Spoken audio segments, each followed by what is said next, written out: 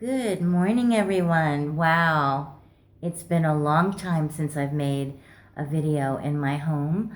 I am coming out of mandatory quarantine today, and I cannot wait to go out into the sunshine. It's been just absolutely beautiful here.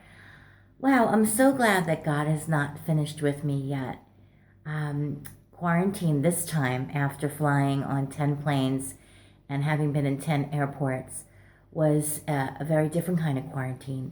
We were not allowed out of the apartment, not for a walk, not to buy groceries, not to empty the garbage.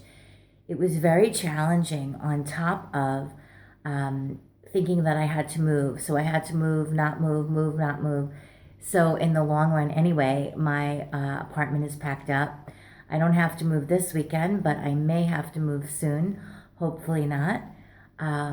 And on top of a lot of things, still jet lagging, not sleeping right.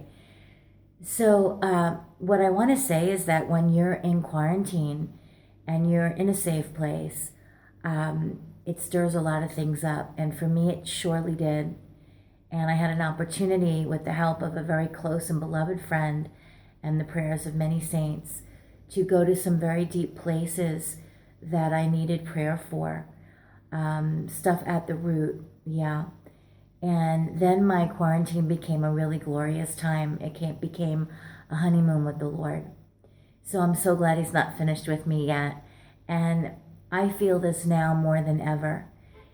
If we're only willing to show our strengths, we're not being entirely real with people.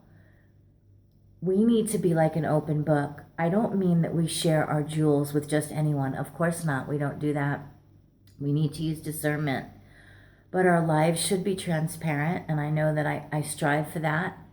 Just to not be ashamed if we have shame issues or humiliation issues, one and the same tied together. We need to be healed of that, because then we feel like we can only show one side. And I know that I can't help anyone unless I'm real. And if I'm real, it means that I've had to go through some very hard places with the Lord in order to come out on the other side, to truly be compassionate and merciful. And so I know that God can use me so much more effectively when I really am willing to go to those deep, painful places and come out on the other side with the Lord. So it's a glorious day today because I'm alive and I can praise the Lord. And I always say love is not complete if we're just giving. And I don't mean just as if it's nothing, it's everything. But we need to be able to receive love. The circle of love is giving and receiving. Yeah. So what are your life messages today? What are you believing about yourself and about God? Let's get it right. Let's go to the throne room.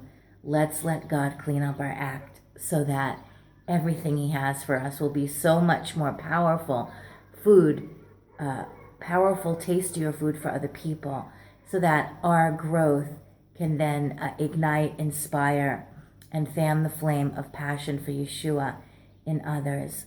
Let's be an inspiration today by being true to who God has created us to be, because we truly are one of a kind. God bless you from the city of rejoicing, Yerushalayim.